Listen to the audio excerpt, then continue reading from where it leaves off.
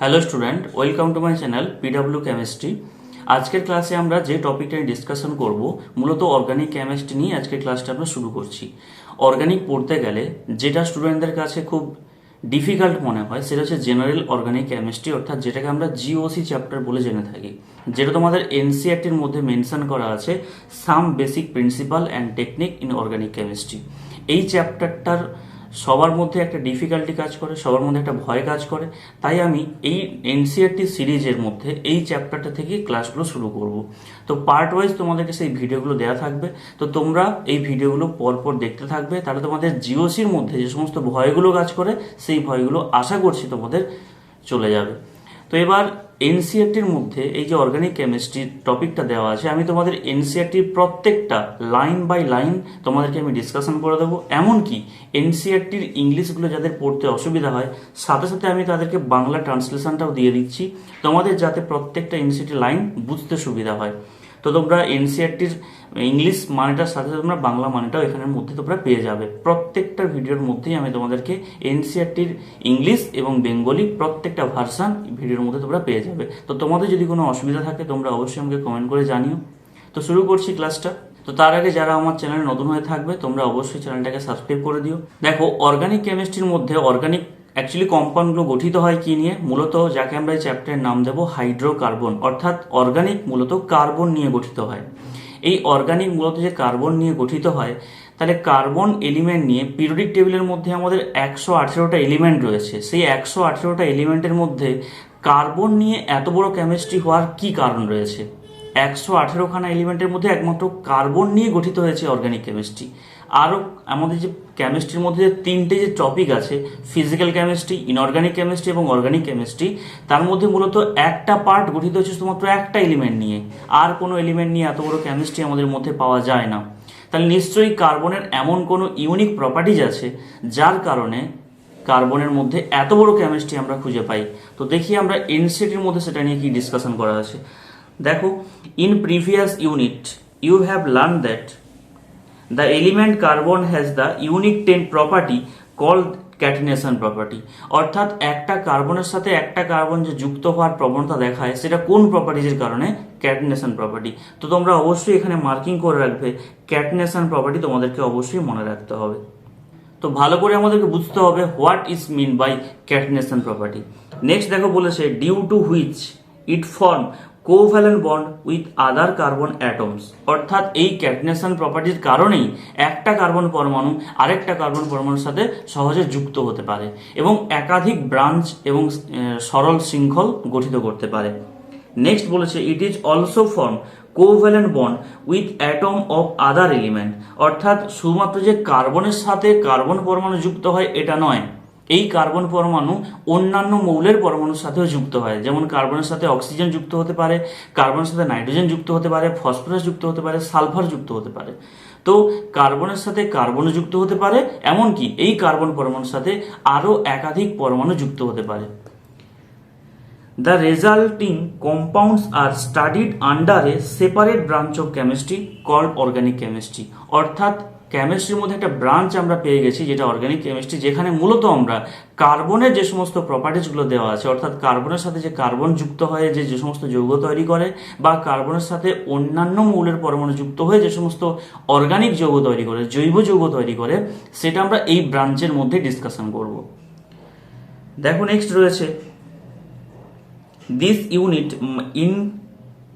This unit incorporates some basic principle and technique analysis required for understanding the formation and the properties of the organic compound, অর্থাৎ এই চ্যাপ্টারের মধ্যে আমরা আরও কিছু ডিসকাশন করব যেখানে বিভিন্ন অর্গানিক কম্পাউন্ডগুলিকে আমাদের বুঝতে হবে এবং তাদেরকে কি করে প্রিপারেশন করা হয়েছে, তাদের ফরমেশন কি করে হয়, অর্থাৎ তার প্রকৃতির মধ্যে কি করে আবিষ্কার হয়েছে এবং তাদের প্রপার্টিজ সম্পর্কে আমাদেরকে এখানে ডিসকাশন করা রয়েছে। তো অ্যাট ফার্স্ট যেটা আমাদেরকে বুঝতে হবে what is mean by catenation property. তো দেখো, আমি ক্যাটেনেশন প্রপার্টিটা এখানে খুব সুন্দর করে মার্কিং করে রেখেছি। তো তোমরা এটা হয় স্ক্রিনশট নিয়ে নিতে পারো, না তোমরা পেন অ্যান্ড পেপারের মধ্যে নোট ডাউন করে নাও। দেখো কি বলেছে, ক্যাটেনেশন ডেফিনেশন ইন দ্য কেমিস্ট্রি। ক্যাটেনেশনকে আমরা কিভাবে ডিফাইন করতে পারি? ক্যাটেনেশন প্রপার্টি শুধু কি কার্বনের মধ্যে আছে? ক্যাটেনেশন প্রপার্টি কি আর কোনো এলিমেন্টের মধ্যে খুঁজে পাওয়া যাবে না? তো দেখি আমরা অ্যাট ফার্স্ট ক্যাটেনেশন প্রপার্টি বলতে কি বোঝায়। ক্যাটেনেশন প্রপার্টিজ মিনস সেলফ লিঙ্কিং, তোমরা মার্কিং করবে অবশ্যই লাইনটা, সেলফ লিঙ্কিং হবে। সেলফ লিঙ্কিং মানে কি, একটা পরমাণু আরেকটা পরমাণুর সাথে যুক্ত হবে, অর্থাৎ আইডেন্টিক্যাল পরমাণুর সাথে যুক্ত হবে, অর্থাৎ কার্বন কার্বনের সাথে যুক্ত হতে পারবে এবং একাধিক লং চেন তৈরি করবে। অর্থাৎ অ্যাট ফার্স্ট বুঝতে হবে self linking and long chain formation. সেটা লং চেন ফর্মটা কিভাবে হতে পারে, সেটা ওপেন চেন হতে পারে এবং সাইক্লিক চেনও হতে পারে। অর্থাৎ ক্যাটেনেশন প্রপার্টির দুটো টার্ম তোমরা সবসময় মনে রেখো। সে দুটো টার্ম কি, একটা হচ্ছে self linking and long chain formation. এই প্রপার্টিসটা কি আর কোনো এলিমেন্টের মধ্যে খুঁজে পাওয়া যায় কার্বন ছাড়া? হ্যাঁ, খুঁজে পাওয়া যায়। সেটা কি কি, যেমন সিলিকন, মার্কিং করে নাও বা নোট করে নাও, সিলিকনের মধ্যে খুঁজে পাওয়া যায়। আর কোন মৌলে পাওয়া যায়, সালফারের মধ্যে খুঁজে পাওয়া যায়, S8 হয়ে থাকে। 8টা সালফার একসাথে কম্বাইন করে যুক্ত হতে পারে, S6ও হতে পারে। নেক্সট ফসফরাসের মধ্যে খুঁজে পাওয়া যায় P4। এভাবে একাধিক মৌল রয়েছে যাদের মধ্যে আমরা ক্যাটেনেশন প্রপার্টি খুঁজে পেতে পারি। সব থেকে বেশি দেখা যায় কার মধ্যে, সব থেকে বেশি দেখা যাবে কার্বনের মধ্যে, তারপর সিলিকন, তারপর সালফার, তারপর ফসফরাস। এই অর্ডারটাও কিন্তু তোমাদের পরীক্ষাতে কখনো কখনো দিতে পারে কোনো কম্পিটিটিভ পরীক্ষায়। তো এখানে ক্যাটেনেশন প্রপার্টিজ তোমরা আশা করছি খুব ভালো করে বুঝতে পারলে। নেক্সট টপিক দেখো। নেক্সট শুরু হচ্ছে আমাদের জেনারেল ইন্ট্রোডাকশন, এনসিইআরটির জেনারেল ইন্ট্রোডাকশন, অর্থাৎ এই চ্যাপ্টারের ফার্স্ট ইন্ট্রোডাকশনের ভূমিকাতে কি রয়েছে দেখো। Organic compounds are vital for sustaining life on the earth. অর্থাৎ জৈব যৌগগুলো আমাদের প্রাণের অস্তিত্বকে টিকিয়ে রাখতে গেলে, অর্থাৎ আমাদের জীব জগতের মধ্যে এই যে প্রাণীরা যারা রয়েছে, এনিম্যাল এবং প্ল্যান্ট, এদের যে অস্তিত্ব টিকিয়ে রাখতে গেলে এই জৈব যৌগই আসলে দায়ী। এই জৈব যৌগের ভূমিকা অনেক বেশি গুরুত্বপূর্ণ। এখানে দেখো বাংলাটাও কিন্তু তোমাদের দিয়ে দিয়েছি। পৃথিবীতে প্রাণের অস্তিত্ব টিকিয়ে রাখতে জৈব যৌগের প্রয়োজন এবং খুব গুরুত্বপূর্ণ জৈব যৌগগুলো। অ্যান্ড ইনক্লুড কমপ্লেক্স মলিকুল, সেই জৈব যৌগগুলো কি করে আমাদের লাইফকে বাঁচিয়ে রেখেছে তার সম্পর্কে ডিসকাশন করে দিয়েছে। Include complex molecule like genetic information bearing deoxyribonucleic acid. আমাদের প্রত্যেকের লাইফের সব থেকে গুরুত্বপূর্ণ যে পার্ট সেটা কি, সেটা হচ্ছে ডিএনএ, ডিঅক্সিরাইবোনিউক্লিক অ্যাসিড। সেই ডিএনএ স্ট্রাকচারটা দেখো আমি তোমাদের এখানে পাশে দিয়ে রেখেছি। তোমাদের ডিএনএ স্ট্রাকচারটা তোমরা অনেকেই যারা, এটা তোমরা বায়োলজিতেও পাবে, এমনকি আমাদের কেমিস্ট্রির মধ্যেও এটা তোমাদের বায়োমলিকুলস চ্যাপ্টার বলে যে চ্যাপ্টার আছে সেখানে তোমরা এটা পেয়ে যাবে। এবং ভালো করে খেয়াল করে দেখো, এই ডিএনএর মধ্যে যে সমস্ত বেসগুলো থাকে, যে সমস্ত নাইট্রোজেন বেস থাকে, ডিএনএর মধ্যে মূলত কি কি পার্ট নিয়ে গঠিত হয় তোমরা পরবর্তীকালে বায়োমলিকুল চ্যাপ্টারের মধ্যে পেয়ে যাবে। যেটা হচ্ছে নাইট্রোজেন বেস থাকবে, ফসফেট লিঙ্কেজ থাকবে এবং সুগার থাকবে। অর্থাৎ ডিএনএ এবং আরএনএর মধ্যে যে সমস্ত নাইট্রোজেন বেসগুলো পাওয়া যায় সেই বেসগুলো কি কি, যেমন adenine, guanine, cytosine, thymine and uracil. এই সমস্ত নাইট্রোজেন বেসগুলোর মধ্যে ভালো করে খেয়াল করে দেখো প্রত্যেকটা কিন্তু একটা অর্গানিক কম্পাউন্ড, যার মধ্যে কার্বনের প্রাচুর্য সব থেকে বেশি, যার মধ্যে কার্বনের সংখ্যা সব থেকে বেশি। অর্থাৎ এগুলো সব কি এক একটা জৈব যৌগ। অর্থাৎ আমাদের লাইফের পেছনে সব থেকে বড় কারণটা কি, আমরা বেঁচে আছি কার কারণের জন্য, প্রথম যেটা সেটা ভূমিকা হচ্ছে ডিএনএ, ডিঅক্সিরাইবোনিউক্লিক অ্যাসিড। তো সেই ডিএনএ কি দিয়ে গঠিত হয়েছে, নাইট্রোজেন বেস, ফসফেট এবং সুগার। তো সেই নাইট্রোজেন বেসের মধ্যে কি আছে, নাইট্রোজেন বেসের মধ্যে পুরোটাই হচ্ছে জৈব যৌগ। তো এর মধ্যে বেসিক্যালি কার্বন দিয়েই গঠিত হয়েছে। তো কার্বন দেখো প্রত্যেকটা স্ট্রাকচারের মধ্যে কতগুলো করে কার্বন দেওয়া আছে প্রত্যেকটা স্ট্রাকচারে। এমনকি তারপরে যেটা রয়েছে দেখো কমপ্লেক্স মলিকুল, যেটা হচ্ছে protein, protein that constitute essential compound of our blood, muscle and the skin. আমাদের ব্লাড এবং মাসেল এবং স্কিন এগুলো কি নিয়ে গঠিত হয়, প্রোটিন নিয়ে গঠিত হয়। দেখো এখানে রয়েছে আমাদের রক্ত, পেশি এবং ত্বকের প্রধান উপাদান যৌগ হলো প্রোটিন সমূহ। সেই প্রোটিন জিনিসটা কি, দেখো প্রোটিন আমরা বলতে কি বুঝি, দেখো প্রোটিনের এটা তোমরা পড়বে ওই বায়োমলিকুল চ্যাপ্টার, যে চ্যাপ্টার রয়েছে ওখানে আমাদের প্রোটিন সম্পর্কে ডিসকাশন করা আছে। তাও এখানে আমি একটু বলে দিয়েছি প্রোটিনস কি না, protein which means primary or prime importance, যেটার গুরুত্ব অনস্বীকার্য।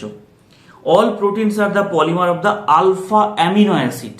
প্রোটিন বলতে কি বোঝায়, প্রোটিন হচ্ছে একটা পলিমার, পলিমার মিনস একাধিক মনোমার যুক্ত হয়ে একটা পলিমারিক চেন গঠন করে, একটা শৃঙ্খল গঠন করে, যেটাকে আমরা কি নাম দিচ্ছি, প্রোটিন। প্রোটিনটা কাদের পলিমার গঠন, সেটা হচ্ছে আলফা অ্যামিনো অ্যাসিড। সেই আলফা অ্যামিনো অ্যাসিডটা কি, দেখো সাইডে এখানে মেনশন করে দেওয়া আছে আলফা অ্যামিনো অ্যাসিড বলে দেওয়া আছে, যার মধ্যে ভালো করে খেয়াল করে দেখো সমস্ত পার্টটাই কি বেসিক্যালি কার্বন নিয়ে গঠিত, অর্থাৎ এটাও একটা জৈব যৌগের পার্ট যার মধ্যে কার্বনের ভাগটাই সব থেকে বেশি।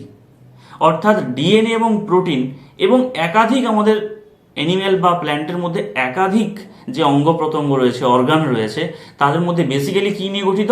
কার্বন নিয়ে গঠিত। তাই এর নাম অর্গানিক কেমিস্ট্রি, অর্গান থেকে অর্গানিক। অর্থাৎ সমস্ত অঙ্গ প্রত্যঙ্গর বেসিক পার্টটা কি, ফান্ডামেন্টাল ইউনিটটা কি, সেটা হচ্ছে কার্বন। শেষ অবধি আমরা কি খুঁজে পাবো? সব কিছু যদি আমরা জ্বালিয়ে, সব কিছু আমরা যদি অক্সিডেশন করি, সব কিছু জারণ করি, অর্থাৎ দহন করি, অ্যানিম্যাল বলো প্ল্যান্ট বলো, সব কিছু যদি আমরা দহন করে দিই, শেষ পেস আমরা কি পাবো? শেষ পেস আমরা ব্ল্যাক কার্বন পাবো। অর্থাৎ তাহলে এখান থেকে সায়েন্টিস্টরা মনে করেছেন যে প্রত্যেকটা পার্টস, অ্যানিম্যাল হোক বা প্ল্যান্ট হোক, প্রত্যেকটা পার্টসের মধ্যে বেসিক ইউনিট হচ্ছে কার্বন। অর্থাৎ কার্বন নিশ্চয়ই প্রত্যেকটা পার্টসের অর্গানের মধ্যে রয়েছে। তাহলে কার্বন নিয়ে এত কিছু যৌগ তৈরি হওয়ার পেছনে কি কারণ রয়েছে? পরবর্তী ক্ষেত্রে দেখো এই অর্গানিক যৌগগুলো আর কোথায় কোথায় ব্যবহৃত হতে পারে। দেখো রয়েছে এনসিটির মধ্যে মেনশন করা রয়েছে, দেখো organic compounds appear in material like clothing, fuels, polymers, dyes and medicine. অর্থাৎ এই অর্গানিক যৌগগুলোর আর কোথায় কোথায় ব্যবহৃত হয়? শুধু কি আমাদের শরীরের মধ্যে রয়েছে, শুধুমাত্র প্ল্যান্ট গঠিত হয়েছে, আর কি কোথাও ব্যবহার নেই? আমাদের দৈনন্দিন জীবনে এ থেকে জেড পর্যন্ত প্রত্যেকটা পার্ট, একেবারে সকাল থেকে শুরু করে রাতে ঘুমানো অবধি, প্রত্যেকটার মধ্যেই রয়েছে অর্গানিক পার্টস। তোমরা যদি ভেবে দেখি, আমরা যদি এগুলো ভেবে দেখি তো আমরা খুঁজে পাবো। দেখি আমাদের কি কি রয়েছে। অ্যাট ফার্স্ট আমরা যে সমস্ত ক্লোদিং, অর্থাৎ যে সমস্ত আমরা পোশাক পরিচ্ছদ পরিধান করি, সেটাও কি নিয়ে গঠিত হয়? অর্গানিক নিয়ে গঠিত হয়। আমরা যানবাহন চালাতে গেলে আমাদের কি প্রয়োজন? জ্বালানি প্রয়োজন, ফুয়েল প্রয়োজন। রান্না বান্না করতে গেলে এলপিজি গ্যাস প্রয়োজন। এলপিজির মধ্যে প্রধান উপাদান কি? আমরা ছোট ক্লাসে পড়েছি, ক্লাস 10-9 পড়েছি, এন বিউটেন থাকে এবং আইসো পেন্টেন, আইসো বিউটেন, এগুলো মিশ্রণ দেওয়া হয়। তো দেখো ফুয়েলের মধ্যে অর্গানিক কেমিস্ট্রি রয়েছে। নেক্সট যেটা রয়েছে, আমরা দৈনন্দিন জীবনে অনেক রকমের পলিমার ইউজ করে থাকি। পলিমার ব্যাপারটা কি? যেমন প্রথম যেটা পলিথিন, বাজারে আমরা যখন বাজার করতে যাই, সেখানে আমরা যখন কোনো কিছু বাজার করে নিয়ে আসবো, ক্যারি করে নিয়ে আসবো, সেটা আমরা কি ইউজ করি? পলিথিন, পলি পেপার ইউজ করি। তো সেটা কি? পলিভিনাইল ক্লোরাইডের আমার বিভিন্ন পাইপ থাকে, বিভিন্ন ড্রেনেজ সিস্টেমে ব্যবহৃত হয়। তো দেখো এখানে পলিভিনাইল ক্লোরাইডের বিভিন্ন পাইপ, পলিমার ইউজ করা হয়। নেক্সট আর কি রয়েছে দেখো, বিভিন্ন ধরনের কালার যে আমরা ইউজ করে থাকি, বিভিন্ন রং বেরঙের বস্তু ইউজ করে থাকি, বিভিন্ন কালার, সেইগুলো সব কি? ডাইজ, বিভিন্ন কালার, রং জাতীয়, ডাই মিনস কালার ইউজ করে থাকি। আর কি রয়েছে, আমাদের শরীরকে সুস্থ রাখার জন্য যদি আমরা কোনো ডিজিজের মধ্যে আক্রান্ত হয়ে থাকি, কোনো রোগ আক্রান্ত হয়ে থাকি, তাকে ভালো করার জন্য আমরা কি ব্যবহার করি? মেডিসিন। তো সেই মেডিসিনগুলো সব কি? অর্গানিক বেসিক্যালি হয়ে থাকে। তো প্রত্যেকটা পার্ট, আমাদের দৈনন্দিন জীবনের সাথে জুড়ে থাকা প্রত্যেকটা বিষয়ের মধ্যেই কি রয়েছে? অর্গানিক। অর্থাৎ একেবারে এ টু জেড পর্যন্ত লাইফের বেশিরভাগ অংশই জুড়ে আছে অর্গানিকের মধ্যে। তাই এই অর্গানিক যৌগগুলোকে আমাদের খুব ভালো করে তাদের প্রপার্টিজ এবং তাদের আবিষ্কার খুব ভালো করে জানতে হবে। Science of organic chemistry is about 200 years old. অর্থাৎ এখানে বলতে চেয়েছে যে এই অর্গানিক কেমিস্ট্রি যে আবিষ্কার হয়েছে, অর্থাৎ অর্গানিক কেমিস্ট্রি শুরু হয়েছে, সেটা কবে থেকে শুরু হয়েছে? প্রায় 200 বছর আগেকার কনসেপ্ট। অর্থাৎ 200 বছর আগে আমরা এখন যে অর্গানিক কেমিস্ট্রিটা পড়তে চলেছি, সেটা কিন্তু 200 বছর আগেকার ধারণা থেকে। অর্থাৎ আগেকার সায়েন্সের সাথে এখনকার সায়েন্সের যে মডার্ন যে সায়েন্স এসছে, তার মধ্যে কিভাবে লিঙ্ক হয়েছে সেটা তো আমাদের জানতে হবে। আগেকার পূর্বের, কেন আমি সবসময় তোমাদের বলবো past and present and future. Past অবশ্যই আমাদের জানতে হবে। অনেক স্টুডেন্টরা হয়তো আমাকে অনেক সময় জিজ্ঞেস করে থাকে যে পাস্ট যেটা হয়ে গেছে সায়েন্সের, সেটা আমি কেন পড়বো, তাই না? দেখো পাস্ট কি করবে? পাস্ট আমাদেরকে এক্সপিরিয়েন্স দেবে যে এই ঘটনাটা আমি আর পরে করব না, এইটা করলে এটা ভুল হয়। তুমি ভুলটা জানলে তবেই তো সঠিকটা করতে পারবে। তাহলে পাস্ট অবশ্যই জানার প্রয়োজন। যে কোনো ঘটনার, তুমি যে কোনো ঘটনার আগে পাস্ট ভালো করে খেয়াল করো। একটা এক্সাম্পল বলি তোমাকে কেন পাস্ট জানতে হয়। যে সাপোজ তুমি ক্লাস 9 পড়াশোনা করার পর তুমি যখন ক্লাস 10 এই মাধ্যমিক পরীক্ষার জন্য প্রিপারেশন নিচ্ছ, তো তোমাকে জানতে হবে ক্লাস 9 তোমার ভুলগুলো কি, ক্লাস 9 কোন কোন ভুলের জন্য তুমি ভালো নাম্বার, ভালো মার্কস পেতে পারোনি। তো সেটা পাস্ট। তো সেই পাস্টটা তোমাকে এক্সপিরিয়েন্স দেবে যে আমি ওই ভুলটা আর করবো না, যে অযথা আমি সময় নষ্ট করব না, অযথা আমি মোবাইল ফোন নিয়ে ঘাঁটাঘাঁটি করব না, যেটা এখনকার মধ্যে ছেলে মেয়েদের টেন্ডেন্সি থাকে। আমি অযথা সময় নষ্ট করব না, আমার প্রত্যেকটা সময় টার্গেট থাকবে যে আমি যেহেতু অ্যাজ এ স্টুডেন্ট আমার 100% আমি পড়াশোনার সময় দেবো। তাহলে তুমি ক্লাস 9-এ ভুল করেছিলে বলেই তুমি পরে সেটা ভাবনা চিন্তা করে ভুলটা শুধরানোর চেষ্টা করছো। তুমি পাস্ট থেকেই তো এক্সপিরিয়েন্সটা গেইন করছো যে আমি ওই ভুলটা করব না। আমি কি আগে থেকে কোনো ঘটনার পূর্বে ভাবতে পারবো যেটা আমার ভুল না ঠিক? কাজটা হয়ে যাওয়ার পর, যে কোনো কাজ আমরা কাজটা করে নেওয়ার পর আমাদের নিজেদের ভুলগুলো বুঝতে পারি। এই যে পাস্ট পড়া প্রয়োজন। এই জন্য এখানে যে সায়েন্স 200 বছর আগেকার সায়েন্স, সেখানে বিজ্ঞানীরা কি কি ধরনের কনসেপ্ট নিয়ে এসেছিলেন এবং পরবর্তীকালে সেই কনসেপ্টগুলো ভুল প্রমাণিত হয়েছে, কার ভিত্তিতে ভুল প্রমাণিত হয়েছে।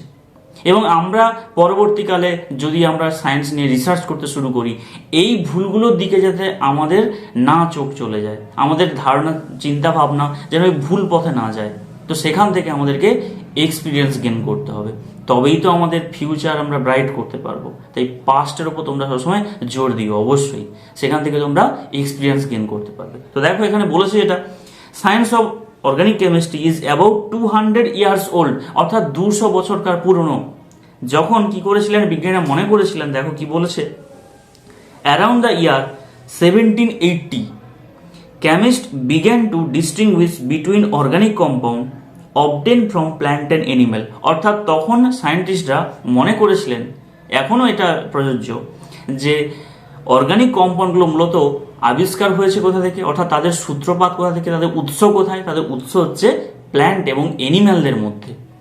প্ল্যান্ট এবং এনিম্যালদের মধ্যেই মূলত অর্গানিক কম্পাউন্ডগুলো পাওয়া যায়। তাদের উৎস হচ্ছে, মূল উৎস হচ্ছে প্ল্যান্ট এবং এনিম্যাল, অর্থাৎ যাদের মধ্যে প্রাণ আছে তাদের মধ্যে। পরবর্তীকালে and inorganic compound prepare from the mineral sources, অর্থাৎ 200 বছরকার আগে থেকেই এটা সেপারেশন হয়ে আছে অর্গানিক কম্পাউন্ড আর ইনঅর্গানিক কম্পাউন্ড। তো এটা তোমাদেরকে ভালো করে বুঝতে হবে। ইনঅর্গানিক অর্থাৎ অজৈব, মানে কি? অজৈব মানে প্রাণহীন, যাদের মধ্যে কোনো লাইফ নেই, যাদের মধ্যে প্রাণ নেই। যেটা কোথা থেকে আবিষ্কার হয়? যেটা আর্থ ক্রাস্ট থেকে আবিষ্কার হয়। দেখো আমি সাইডে এখানে ছবিটা মেনশন করেছি, মিনারেল সোর্সেস, অর্থাৎ আমাদের ভূগর্ভস্থ স্তর থেকে, অর্থাৎ আর্থ ক্রাস্ট থেকে আমরা কি করি, যাদেরকে সংগ্রহ করি, যাদের মধ্যে কোনো প্রাণ নেই, নিষ্প্রাণ বস্তু যাদের, তাদের নাম ইনঅর্গানিক। তো তাদেরকে আমরা যুক্ত করে তাদের একটা বিভিন্ন যৌগ তৈরি করতে পারি। আর এই যে অ্যানিমেল এবং প্ল্যান্টের যে উৎস, সেটা কি? সেটা হচ্ছে অর্গানিক যৌগ, জৈব যৌগ, যাদের মধ্যে জীব থেকে রয়েছে, যাদের উৎস জীব থেকেই। পরে বলেছে দেখো, বার্জেলিয়াস একজন সায়েন্টিস্ট। ফার্স্ট দেখো তার আমরা একজন সায়েন্টিস্টের নাম আমরা পেয়ে গেলাম, যার নাম হচ্ছে বার্জেলিয়াস। এর নাম তোমরা অবশ্যই মনে রাখবে। A Swedish chemist propose that a vital force was responsible for the formation of organic compound, অর্থাৎ ভাইটাল ফোর্স থিওরির প্রবক্তাকে। তাহলে ভাইটাল ফোর্স থিওরি কে এই প্রবক্তা? তিনি হচ্ছেন বার্জেলিয়াস। প্রথম এর ইনভেন্ট করলেন বার্জেলিয়াস, যে এই অর্গানিক যৌগগুলোর পেছনে একটা ভাইটাল ফোর্স কাজ করছে, একটা প্রাণশক্তি কাজ করছে। সেই প্রাণশক্তিটা কি?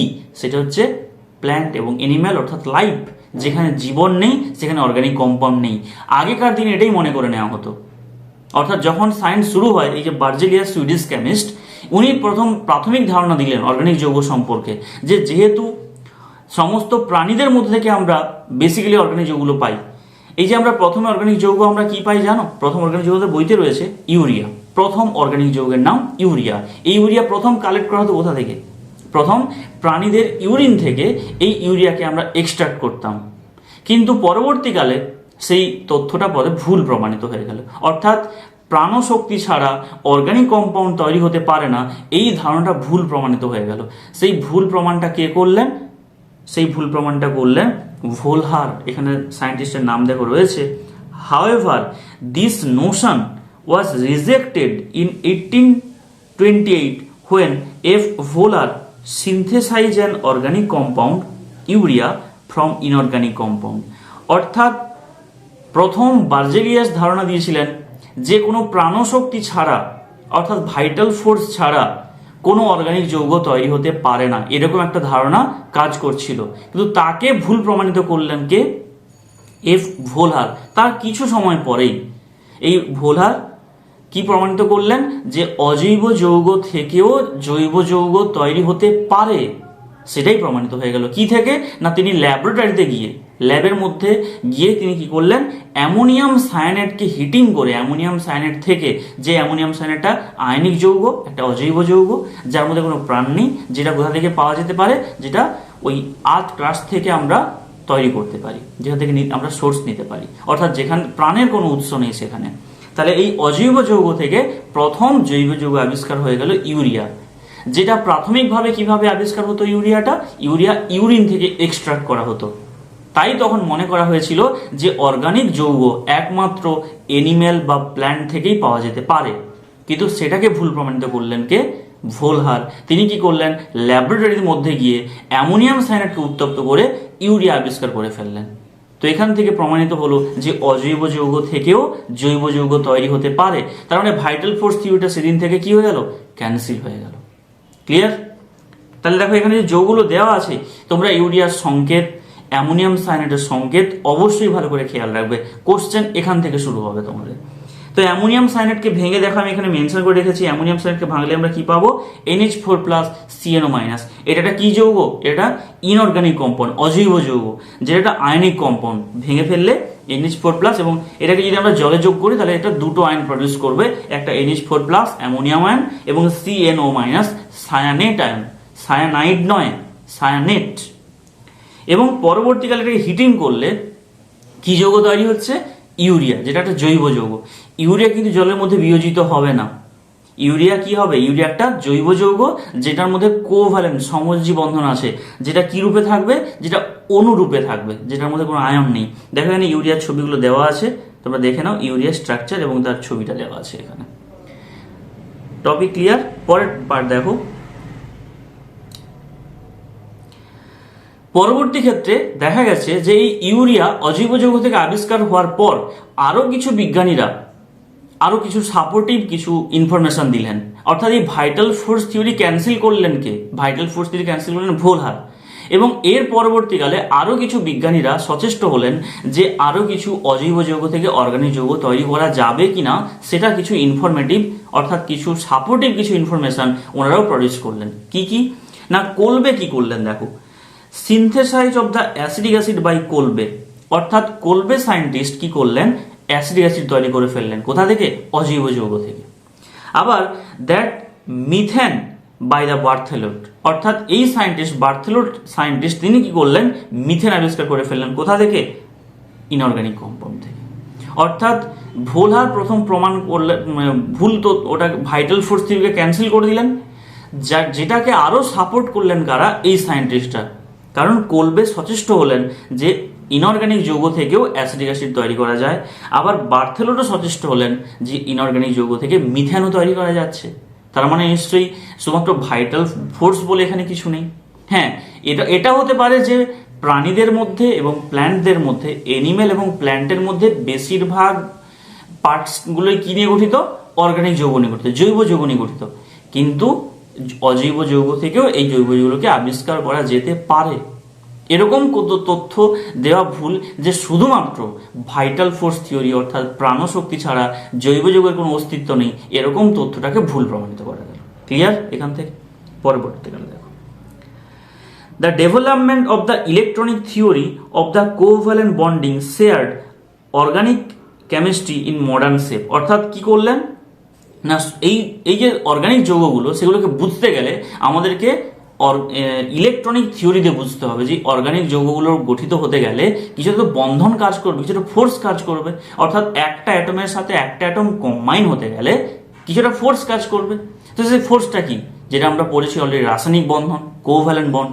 সেই রাসায়নিক বন্ধন জানতে গেলে তোমাদের ইলেকট্রন বিন্যাস জানতে হবে, ইলেকট্রনিক কনফিগারেশন জানতে হবে, ইলেকট্রনিক থিওরি পড়তে হবে। তো সেটাই এখানে পড়তে বলেছে। দেখি আমরা কি রয়েছে। At first, tetravalence of the carbon shape of the organic compound, অর্থাৎ কার্বনের যে যোজ্যতা সেটা কত হয়, আমরা ছোট ক্লাস থেকে পড়ে এসেছি, 9 থেকে 8 থেকে আমরা পড়ে এসেছি যে কার্বনের চতুর্যোজ্যতা হয়। কার্বনের যোজ্যতা কত, 4। সেই চতুর্যোজ্যতার ব্যাখ্যা কি করে দেওয়া হয়, তো দেখো এখানে রয়েছে, the knowledge of fundamental concept of molecular structure help in understanding and predicting the properties of the organic compounds. অর্থাৎ এর মানে কি, এর মানে দেখো সাইডে বাংলা মানেটাই দিয়ে দিয়েছি তোমাদের যাতে বুঝতে না অসুবিধা হয়। আণবিক গঠনের মৌলিক ধারণার জ্ঞান বা জৈব সমূহের ধর্মাবলীর ভবিষ্যৎবাণী করতে সাহায্য করে। অর্থাৎ আমাদের কি পড়তে হবে এখন? আমাদের এখন পড়তে হবে আণবিক গঠন পড়তে হবে, অর্থাৎ যে অণু, অর্থাৎ এই যে ইউরিয়া আমরা প্রথম পড়লাম, এই ইউরিয়ার গঠন কি, ইউরিয়ার মধ্যে কি বন্ধন আছে, ইউরিয়া আসলে আয়নে বিভক্ত হবে না ইউরিয়ার মধ্যে কোনো অণু রয়েছে, তো সেটার অস্তিত্ব পড়তে গেলে তার অণু স্ট্রাকচার পড়তে হবে, আণবিক গঠন পড়তে হবে। You have already learned theory of valency and molecular structure in unit 4, অর্থাৎ এটা কোন চ্যাপ্টারের কথা বলতে চেয়েছে? কেমিক্যাল বন্ডিং চ্যাপ্টার, ওটাই তোমাদের এনসিইআরটির 4 ইউনিট। ফার্স্ট চ্যাপ্টার কি আছে? 11 এর first chapter some basic concept of chemistry, যেখানে তোমাদের মোল কনসেপ্টের ধারণা, স্টয়সিওমেট্রিক ম্যাথ এগুলো থাকে। নেক্সট পরের চ্যাপ্টার কি আছে? Atomic structure. পরের চ্যাপ্টার কি আছে? Periodic table. নেক্সট কি আছে? Chemical bonding. তো 4th ইউনিট বলতে কোন চ্যাপ্টারটা বলতে চেয়েছে? Chemical bonding chapter. তো ওর মধ্যে আমরা অলরেডি কি কি পড়ে নিয়েছি? বলেছে ভ্যালেন্সি পড়ে নিয়েছি অ্যান্ড মলিকুলার স্ট্রাকচার পড়ে নিয়েছি। তো তোমরা যারা এই ভিডিওটা দেখছো, তোমাদের যদি কারোর এই টপিকটা না পড়া থাকে কেমিক্যাল বন্ডিং, তোমরা কিন্তু অবশ্যই আগে পড়বে। কেন? ওই কেমিক্যাল বন্ডিং চ্যাপ্টার না পড়ে তুমি অর্গানিক কেমিস্ট্রি বুঝতে পারবে না, কখনো বুঝতে পারবে না, সম্ভব নয় এটা। দেখো কেমিস্ট্রির মধ্যে আমরা চাইলে যেখান থেকে আমরা কেমিস্ট্রি শুরু করতে পারি না, অ্যাট ফার্স্ট বেসিক চ্যাপ্টারগুলো আগে ক্লিয়ার করা দরকার। 3টে বেসিক চ্যাপ্টার কি কি? অ্যাটমিক স্ট্রাকচার, যার মধ্যে তুমি অ্যাটম সম্পর্কে জানতে পারবে, ইলেকট্রন কনফিগারেশন জানতে পারবে। ইলেকট্রন কনফিগারেশন না জেনে তুমি কেমিস্ট্রির এক পাও এগোতে পারবে না, ইলেকট্রন বিন্যাস না জানলে। এরপর চ্যাপ্টার কি আছে? Base chapter periodic table. Periodic টেবিলের মধ্যে কোন অ্যাটম কিভাবে আবিষ্কার হয়েছে, কখন এসছে, তাদের একটা অ্যাটমের সাথে একটা অ্যাটমের কি রিলেশন থাকে, আমরা অ্যাটমগুলোকে কি করে মনে রাখবো, কোন পর্যায়ে রয়েছে, কোন গ্রুপে রয়েছে, একটা গ্রুপে থাকলে তাদের মধ্যে কি সিমিলারিটি থাকে, পর্যায়ে থাকলে কি সিমিলারিটি থাকে, তো সেগুলো আগে বুঝতে হবে। নেক্সট রয়েছে কেমিক্যাল বন্ডিং। কেমিক্যাল বন্ডিং মানে এই যে এতগুলো অ্যাটম রয়েছে, একটা অ্যাটমের সাথে একটা অ্যাটম তো যুক্ত হয়। কেন যুক্ত হয়? কারণ অষ্টক পূর্তির জন্য। আমরা যৌগ রূপে আমরা কি পাই? বেশিরভাগ অ্যাটমগুলোকে যৌগের মধ্যে পাই। যেমন সাধারণত জলের মধ্যে কি আছে? হাইড্রোজেন অ্যাটম এবং অক্সিজেন অ্যাটম। তো এই অ্যাটমগুলো যে কম্বাইন হয়েছে, তো কম্বাইনিং ফোর্সটা কি? সেটাই কেমিক্যাল বন্ডিং। তো এই যে অর্গানিক যৌগগুলো আবিষ্কার হচ্ছে, এগুলো যৌগ রূপে পড়ছি আমরা। ইউরিয়া প্রথম যৌগ বললাম, তো ইউরিয়ার মধ্যে কি আছে? কার্বন আছে, অক্সিজেন আছে, নাইট্রোজেন আছে, হাইড্রোজেন আছে। তো এরা কি ফ্রিলি আছে? ফ্রিলি কেউ নেই। কি আছে? একটা অ্যাটমের সাথে একটা অ্যাটম কম্বাইন ফর্মে আছে। তো সেই কম্বিনেশনটা করছে কে? রাসায়নিক বন্ধন, যেটার নাম কেমিক্যাল বন্ডিং। তো সেটা আমাদের ওই চ্যাপ্টারকে পড়ে আসতে হবে। তো তাহলে অর্গানিক কেমিস্ট্রি মানে আমি বই খুলেই হয়তো আমি এটা অনেকে কি করে, ধরো ক্লাস 11 আমরা পড়তে শুরু করেছি, আমরা কি করেছি ক্লাস 12 বা কোনো ড্রপার দাদাদের কাছ থেকে বা দিদির কাছ থেকে আমরা এটুকু জেনেছি যে ক্লাস 11-12 মধ্যে সব থেকে অর্গানিক পার্টটা অনেকে মানে অর্গানিক পার্টটা খুব জটিল, অর্গানিক পার্টটা খুব কঠিন। তো অনেকে মনে করে তাহলে আমি প্রথম থেকে অর্গানিক কেমিস্ট্রি পড়া শুরু করে দেবো যাতে আমার খুব সহজ হয়ে যায়, কিন্তু এটা হওয়ার নয়। অর্গানিক কেমিস্ট্রি শিখতে গেলে তোমাকে যে চ্যাপ্টারগুলো পড়া প্রয়োজন, বেসিক 3টে চ্যাপ্টার আগে তোমাকে পড়ে আসতে হবে। কি বললাম বুঝতে পারলে? পরের পার্ট দেখো। Also, you already know that the tetravalence of the carbon and the formation of covalent bond by it are explained in the term of electronic configuration and the hybridization of s and p orbital. কত বড় একটা কথা বলেছে দেখো এখানে। বলেছে এখানে তুমি অলরেডি জেনে নিয়েছো, you already know that tetravalency of carbon. অর্থাৎ এটা তুমি কোথা থেকে জেনেছো? যারা জানো না, মানে এইটা পড়তে পড়তে যাদের মনে হচ্ছে আমি তো এটা পড়িনি কোনোদিন, এই যে অলরেডি এনসিইআরটি কি বলেছে? ইউ অলরেডি নো দ্যাট, তুমি এটা অলরেডি জানো। মানে তোমাকে আগে বলছে কি, তাহলে এই চ্যাপ্টারটা পড়ার আগে তোমাকে এনসিইআরটি নিজেই বলে দিচ্ছে তুমি আগে ইউনিট 4 চ্যাপ্টারটা পড়ো, অর্থাৎ কেমিক্যাল বন্ডিং চ্যাপ্টার আগে তুমি পড়ে আসো, তাহলে তোমার এই কনসেপ্টগুলো মাথায় ঢুকবে বা তুমি এটা বুঝতে পারবে। প্রথমেই তুমি জিওসি চ্যাপ্টার খুলে বসলে কিচ্ছু বুঝতে পারবে না, আগে ওই চ্যাপ্টার পড়ে আসো, তারপরে এই চ্যাপ্টার পড়ো। ওকে, আমি অবশ্যই ওই চ্যাপ্টার এনসিইআরটির যে পার্টটা ওটা আমি অলরেডি আমার চ্যানেলে দিয়ে দেবো, তোমরা অবশ্যই ভিডিওগুলো দেখে নিতে পারো। তো এখানে বলেছে যে কার্বন টেট্রাভ্যালেন্সি হয়। তোমরা যদি কার্বনের ইলেকট্রো কনফিগারেশন দেখে থাকো তাহলে কার্বনের ইলেকট্রন বিন্যাস করলে কি হবে? কার্বনের ইলেকট্রন বিন্যাসটা আমি এখানে করে দিচ্ছি। দেখো কার্বন এর হচ্ছে অ্যাটমিক নাম্বার 6, তোমরা জানো। এটা ইলেকট্রন কনফিগারেশন করলে কি হবে? 1s2 2s2 and 2p2। তো ভালো করে খেয়াল করে দেখো, এখানে 2p-তে কটা ইলেকট্রন আছে? দুটো ইলেকট্রন। এই 2s-এ কটা ইলেকট্রন আছে? দুটো ইলেকট্রন। আমরা এটা জেনে এসেছি যে কেমিক্যাল বন্ডিং চ্যাপ্টার থেকেই কনসেপ্টগুলো তৈরি হয়, ধারণাগুলো তৈরি হয়, যে কোনো পরমাণুর বহিস্তম কক্ষ থাকা ইলেকট্রনগুলোই কেমিক্যাল বন্ডিংয়ে পার্টিসিপেট করে। তাহলে বহিস্তম কক্ষ কোনটা? এখানে 2 নম্বর কক্ষটা আছে বহিস্তম কক্ষ। তাহলে 2s-এর মধ্যে কটা ইলেকট্রন আছে? দুটো, এবং 2p-র মধ্যে কটা ইলেকট্রন আছে? দুটো। তো এই টোটাল 4টা ইলেকট্রন কেমিক্যাল বন্ডিংয়ে পার্টিসিপেট করবে। কি বললাম বুঝতে পারলে? কিন্তু যদি তুমি ভেঙে ভেঙে লেখো তাহলে তোমার মনে হতে পারে যে 2s-এর মধ্যে দুটো ইলেকট্রন কিভাবে আছে? জোড় অবস্থায় আছে। আর 2p-র মধ্যে p-এর কটা ঘর হয়? 3টে ঘর হয়, কিন্তু আছে দুটো ইলেকট্রন।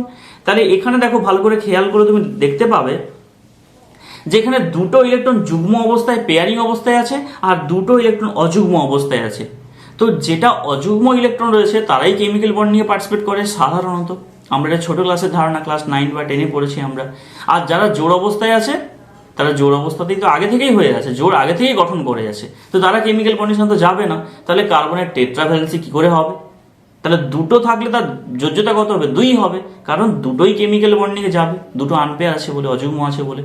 যুগ্ম হওয়ার জন্যই কেমিক্যাল বন্ডিং, এটা আমরা পড়েছি। কিন্তু এখানে এভাবে কনসেপ্ট পড়লে চলবে না, আমাদেরকে কি করতে হবে না, এই কার্বন এটা কি স্টেট, এটাকে আমরা ইলেকট্রন বিন্যাসটাকে বলি গ্রাউন্ড স্টেট। তো এই টপিকগুলো সবগুলোই কেমিক্যাল বন্ডিংয়ে ডিসকাশন রয়েছে, যে কার্বন কেন টেট্রাভ্যালেন্সি হয় যদিও তার ইলেকট্রন বিন্যাস এরকম থাকে। কারণ এই যে ইলেকট্রন বিন্যাসটা, এটাকে আমরা কি বলি? তার গ্রাউন্ড স্টেট, ভূমিস্তর অবস্থা বলে থাকি। তো কার্বন এই ফর্মে কেমিক্যাল বন্ডিংয়ে যায় না। কিভাবে যায় না, কার্বন এক্সাইটেড স্টেটে আসার পর কি হয়, 2s-এর ইলেকট্রন 2p-তে জাম্প করে চলে যায়, এটাকে বলা হয় তার এক্সাইটেড ইলেকট্রনিক কনফিগারেশন। তখন কি হবে? তখন এই বাইরের ইলেকট্রনগুলো কি যাবে, 2s1 and 2p3 হয়ে যাবে। অর্থাৎ 2s-এ থাকবে একটা ইলেকট্রন এবং 2p-তে থাকবে 3টে electron. So they are 4 electron available for the chemical bonding. So কার্বনের ভ্যালেন্সি কত হবে? 4, কেন 4টে এখন অযুগ্ম আছে। তাহলে এক্সাইটেড স্টেট নিয়ে তোমাকে আগে জানতে হবে, what is the excited state, what is ground state. এগুলো কোথায় পড়বে? ওই অ্যাটমিক স্ট্রাকচার, কেমিক্যাল বন্ডিং, ওই চ্যাপ্টারগুলোতে।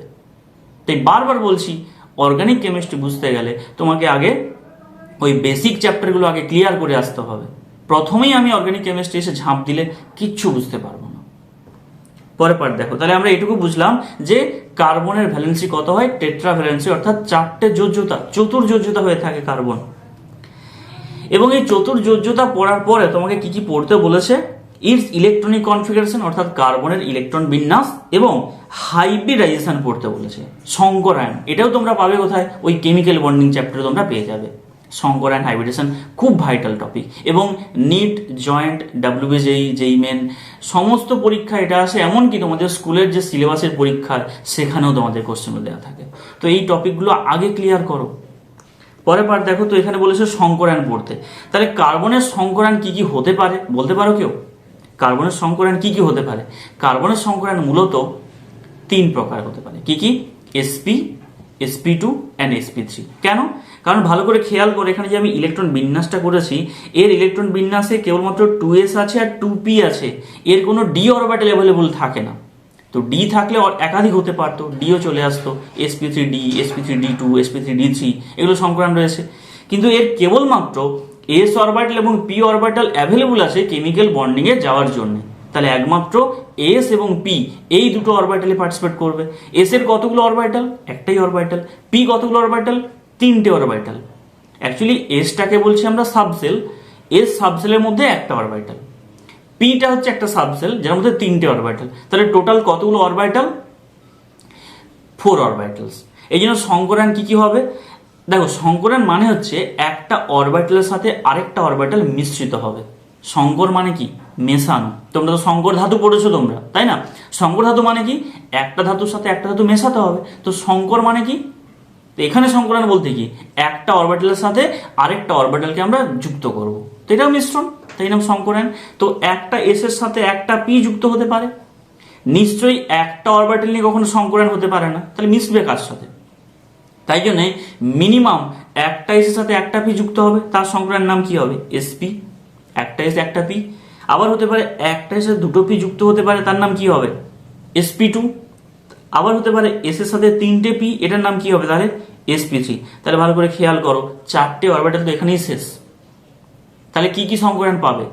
দেখবে পরীক্ষাতে কোশ্চেন থাকে অর্গানিক যৌগ থেকে, কোশ্চেন থাকে যে এই যৌগটার সংকরায়ন বের করো, বা এখানে যে যৌগটা দেওয়া আছে তার কার্বনগুলোর সংকরায়ন বের করো, এভাবে কোশ্চেন দেওয়া থাকে তোমাকে। আমি অবশ্যই কোশ্চেনগুলো তোমাদের পিআইকিউ কোশ্চেনগুলো সলভ করাবো, তখন তোমরা দেখতে পাবে যে এখান থেকেও কোশ্চেন থাকে, এই ছোট্ট ছোট্ট কোশ্চেনগুলো। তাহলে কার্বনের সংকরায়ন মূলত কি কি হতে পারে? sp হতে পারে, sp2 হতে পারে এবং sp3 হতে পারে। এর কোনো ডি কনসেপ্ট কখনোই নিয়ে আসবে না, কারণ কার্বনের ইলেকট্রন বিন্যাসে কোনো ডি অরবিটাল নেই। বোঝা গেছে কি বললাম? পরের পার্ট দেখো, ইট মে বি রিকল দ্যাট, মানে তোমাকে রিকল মানে আবার পুনরায় মনে করতে বলেছে, রিমেম্বার, তুমি মনে রাখো বা মনে করো। এটা কোথা থেকে রিকল করবে? ওই চ্যাপ্টারগুলো থেকে রিকল করতে বলেছে। You may be recall that formation and the shape of the molecule like methane, ethane এবং ইথাইন। কেমিক্যাল বন্ডিং চ্যাপ্টারটা খুলে নাও, ওই চ্যাপ্টারের মধ্যে তুমি মিথেন ফরমেশন, ইথেন ফরমেশন এবং ইথাইন ফরমেশন দেওয়া আছে, এনসিইআরটির মধ্যেই দেওয়া আছে, অন্য কোনো বই খুঁজতে হবে না। এনসিইআরটি বইটার কেমিক্যাল বন্ডিং চ্যাপ্টারটা খুলে নাও, ওখানে তোমাকে এই 3টে মলিকুলের স্ট্রাকচার সুন্দর করে ড্রয়িং করে দেওয়া আছে এবং ওখানে ডিসকাশন করে দেওয়া আছে কিভাবে মিথেন তৈরি হয়, তার বন্ডিংগুলো কিভাবে হয়, ভিভিডি কনসেপ্ট কিভাবে কাজ করে, ওখানে সংকরায়ন কি হবে, ওখানে সব ডিটেলসে ব্যাখ্যা করা আছে। ওইটাই তোমাকে রিকল করতে বলেছে। আর explain in the term the use of the sp3, sp2 and sp hybrid orbital. অর্থাৎ যে মিথেনের কার্বনগুলো কি হবে? sp3, আর ইথেনটা কি হবে? sp2, আর ইথাইনটা কি হবে? sp। তো এটাও কিন্তু তোমাদের পরীক্ষার কোশ্চেন থাকতে পারে, এগুলো অনেকের হয়তো অজানা আসে এখনো, যে মিথেনের সংকরায়ন কি হবে। তো দেখো, মিথেনের সংকরায়ন আমরা যদি এখানে ড্রয়িং করি মিথেনের সংকরায়ন, তাহলে কি হবে? দেখো মিথেনের স্ট্রাকচার 4টে থাকবে হাইড্রোজেন, এই যে 4টে, এটা হচ্ছে মিথেনের স্ট্রাকচার। এই যে 4টে এক বন্ধন থাকলে কোন বন্ড কাজ করে? Sigma bond. তো এটা 4টেই কি আছে? সিগমা বন্ড, 4টেই সিগমা বন্ড। তো যখনই তোমার কাছে 4 সিগমা বন্ড থাকবে, অর্থাৎ কার্বনের চারপাশে যখন 4টে সিগমা বন্ড থাকবে, সেটা কি হয়ে যাবে? অলওয়েজ sp3 হিসেবে কাজ করবে। নেক্সট দেখো ইথাইন যে স্ট্রাকচার, এর মধ্যে কি আছে? Structure double bond, carbon hydrogen, অর্থাৎ দুটো কার্বনের মাঝে থাকবে দ্বিবন্ধন এবং প্রত্যেকটা কার্বনে থাকবে দুটো করে হাইড্রোজেনের পরমাণু। তো এর সংকরায়ন কি হবে? তুমি একটা কার্বনে বের করো, এই যে কার্বনটা রয়েছে এর মধ্যে একটা সিগমা, এটা সিগমা, আর দ্বিবন্ধন থাকলে কি হয়? তোমরা এটা অনেকেই পড়েছো, একটা সিগমা বন্ড, একটা পাই বন্ড। তাহলে এই কার্বনটার চারপাশে কতগুলো সিগমা, কতগুলো পাই? এই কার্বনটার চারপাশে 3 সিগমা অ্যান্ড 1 পাই। তো যখনই 3 সিগমা 1 পাই বন্ড থাকবে কার্বনের চারপাশে, সেটা সংকরায়ন হয়ে যাবে sp2। বুঝতে পারলে কি বললাম? তোমরা সংকরায়ন বের করানোর নিয়ম কেমিক্যাল বন্ডিং এ একটা ভাবে পড়েছো, তোমরা তোমাদের ছায়ার বইতেও দেওয়া আছে, বা তোমাদের স্যাররা হয়তো অন্যান্য নিয়ম শিখিয়ে থাকতে পারে, কিন্তু ওই সংকরায়নের বেসিসে তোমার কার্বনের ক্ষেত্রে করার দরকার নেই। এখানে তো তুমি এভাবে না করলে, আমি যে রুলটা বলছি, যে বন্ডিং খুঁজে তুমি তার সংকরায়ন সহজেই করতে পারবে। যে যদি কোনো কার্বন পরমাণুর চারপাশে 4টে সিগমা বন্ড থাকে, 4টে সিগমা মানে কি? নিশ্চয়ই এক বন্ধন থাকবে, তাহলে সেটা অবশ্যই sp3 হবে। আর যদি 3টে সিগমা এবং একটা পাই বন্ধন থাকে, তাহলে সেটা কি হবে? sp2 হবে। আর যদি এরকম থাকে, ট্রিপল বন্ড থাকে, দুটো কার্বনের মাঝে থাকলো ট্রিপল বন্ড আর সাইডে থাকলো দুটো হাইড্রোজেন, তাহলে প্রত্যেকটা কার্বনের খোঁজো, প্রত্যেকটা কার্বনের কি হবে। তাহলে আমি যদি প্রথম কার্বনটাকে ধরি, এর কাছে CH বন্ডটা কি হবে? অলওয়েজ সিগমা বন্ড, নিশ্চয়ই কখনো কার্বন হাইড্রোজেন পাই বন্ধন হতে পারে না। আবার এই যে ট্রিপল বন্ড আছে, এর মধ্যে কি হবে? একটা সিগমা এবং দুটো পাই। ট্রিপল বন্ড থাকলে একটা সিগমা হয়, দুটো পাই হয়। তো এই যে ধারণাগুলো, অর্থাৎ ডবল বন্ড থাকলে একটা সিগমা একটা পাই হয়, ট্রিপল বন্ড থাকলে একটা সিগমা দুটো পাই হয়, এই ধারণাগুলো তোমার কোথা থেকে আসবে? ওই কেমিক্যাল বন্ডিং চ্যাপ্টার থেকে আসবে।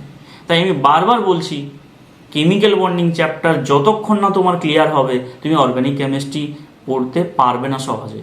হ্যাঁ, তুমি পড়তে পারবে, মুখস্থ করে পড়তে পারবে, যেটা আজকে পড়বে তো 2 ঘন্টা পর বা কালকে তুমি ভুলে যাবে। এরকম বিষয়গুলো তোমাদের সাথেই হয়। তাই জন্য আমরা জিওসি চ্যাপ্টার মনে রাখতে পারি না, কারণ তোমরা বেস চ্যাপ্টারগুলো ঠিকঠাক করে পড়োনি। তাই যদি কেউ এই চ্যাপ্টারগুলো না পড়ে থাকো, atomic structure, period table, chemical bonding, এই ভিডিওটা ক্লোজ করে দিয়ে তুমি আগে ওই চ্যাপ্টারগুলো আগে পড়ো, তারপর তুমি এই চ্যাপ্টারগুলো পড়তে আসো বা আমার ভিডিওটা তুমি নিয়ে বসো। তো দেখো এখানে তাহলে যেটা বললাম, যে এই কার্বনটা চারপাশে কি রয়েছে? একটা সিগমা, এবং এদিকে ট্রিপল বন্ডের মধ্যে একটা সিগমা দুটো পাই। তাহলে এই কার্বনটার চারপাশে কতগুলো সিগমা কতগুলো পাই আছে? 2 সিগমা and 2 পাই। তো যে কোনো যৌগের মধ্যে যদি কার্বনের চারপাশে আমরা দুটো সিগমা এবং দুটো পাই বন্ড দেখতে পাই, তাহলে তার সংকরায়ন হয়ে যাবে কি sp। তাহলে দেখো তিনটে আমরা পেয়ে গেলাম।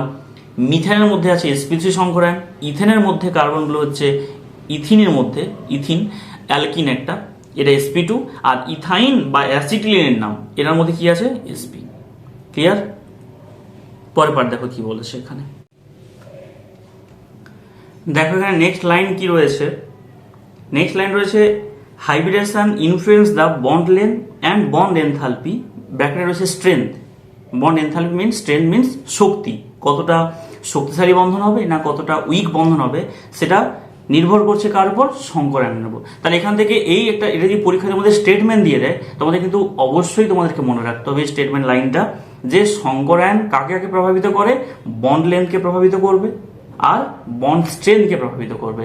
অর্থাৎ বন্ধন দৈর্ঘ্যটা ছোট হবে না বড় হবে, আর বন্ধন শক্তি বেশি হবে না কম হবে। অর্থাৎ ওই বন্ধনটাকে ভাঙতে গেলে বেশি শক্তি প্রয়োজন হবে না কম শক্তি প্রয়োজন হবে, সেটা আমরা হাইব্রিডেশন থেকে ধারণা পেয়ে যাব। পরবর্তী লাইন দেখো, the sp hybrid orbitals contain more s character. অর্থাৎ তোমরা সংকরায়ন থেকে পার্সেন্টেজ অফ s ক্যারেক্টারগুলো ক্যালকুলেট করতে পারবে। কিভাবে ক্যালকুলেট করবে বলো তো? আমি বলে দিই কিভাবে তোমরা ক্যালকুলেট করবে পার্সেন্টেজ ক্যালকুলেশন। দেখো এখানে বলে দিচ্ছি, সাপোজ ধরো sp3 রয়েছে, তো sp3 থেকে তুমি কত পার্সেন্টেজ s আছে এবং কত পার্সেন্টেজ p আছে তুমি কি করে ক্যালকুলেট করবে, এটা অনেকের হয়তো ধারণা নেই, অনেকে মুখস্থ করে নেয়, বইতে লেখা থাকে সেটা থেকে মুখস্থ করে নেয় যে এর মধ্যে 25% s থাকে এবং 75% p থাকে। কিন্তু কিভাবে ক্যালকুলেশন করতে হয়, তোমার কাছে কতগুলো অরবিটাল আছে ভালো করে খেয়াল করো। এখানে একটা s আর 3টে p, অর্থাৎ 4টে অরবিটাল। তো যতগুলো অরবিটাল থাকবে পুরোটাকে তুমি 100% ধরে নাও, দিয়ে ওই 100টাকে তুমি যতগুলো অরবিটাল রয়েছে তত দিয়ে ডিভাইডেড করে দাও। তাহলে 4টে অরবিটাল অ্যাভেলেবল আছে, তো আমি 4 দিয়ে ডিভাইডেড করে দেবো। আর এর মধ্যে একটা s আর একটা 3টে হচ্ছে p, তাহলে এক ভাগটা হয়ে যাবে s এর ভাগ।